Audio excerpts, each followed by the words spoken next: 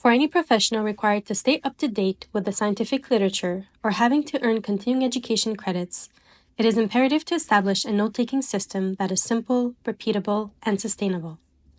And most importantly, as professionals, we want to remember what we've read or watched in order to apply it when the opportunity presents itself, without having to scurry through our notes, overwhelmed by the overload of information. As you can see, I am using an app called Obsidian. As of now, I have notes taken from various workshops and masterclasses. My objective now is to take what I've learned from these experts and create my own summaries and explanations, and framing it in a more practical setting. So basically, using cases at the clinic to optimize my programming. As I show you how I figure out my system, I hope to inspire you to do the same. What works for me might not work for you, nor might it be what you need. The point is to have each one of us figure out our system through trial and error, instead of waiting for us to magically figure it out, which won't happen. Additionally, the same theory will be applied differently across professions specific to their scope of practice.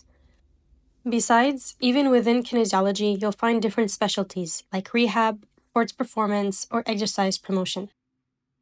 So obviously, the theory doesn't change regardless of your area of expertise, but the way you put it into practice might differ. On the left panel, I've created a section called Source Material, which are notes taken from different sources. Now, the cool thing about this, I think, is that I'm also fairly new at Obsidian, and I kept it very simple. This ball does not have any plugins installed. I didn't even use any hashtags linking different notes together. As you can see here on my diagram, and I know my visual learners are going to absolutely love this feature, nothing is linked. And so I'm pretty excited to see how this builds up over time and to have a visual representation of how much it all interconnects. So without further ado, let's begin. As you can see here, I already started a note talking about the shoulder joint, surprisingly enough. So for those who have been watching the past couple of videos on my channel, a lot of them focus on the shoulder joint. So I thought for this reason, it would be quite convenient for me to start with a little summary on the shoulder joint and what I've understood so far. But the second reason is that most of my clients currently at the clinic are shoulder rehab clients. And what motivated me even further is that I have quite a few shoulder cases, like I just said, but the pain patterns in each of those clients is quite distinct.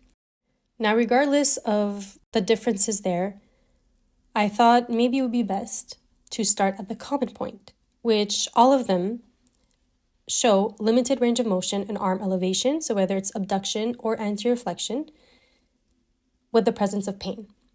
And pain rated at 5+ out of 10. And not only that, but external rotation is weak. So the next step is, okay, what allows for proper arm elevation?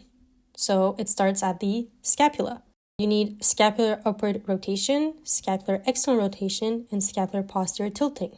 The scapula and rotator cuff muscles attached to it offer a stable base at the proximal level, so closer to the midline of the body, thereby allowing for more efficient or better distal mobility. And then following that, I decided to just make a list of everything that I remembered with all the readings that I've done based on journal articles that I've read and the textbook notes. And finally, I added a section, which is the most important section, which is the more practical aspect of all of this. So with all this knowledge, all this theory, how can I apply it and adapt it to each of my cases? So for now here, you can see that I only wrote for 2 and 3 because number 1, what I'm currently doing with this client is working. There is improvement and I'm focusing more on their lumbar sprain. But overall, I'm seeing good progression with this client. So for this week, I really wanted to start from scratch and review their programming for C2 and C3.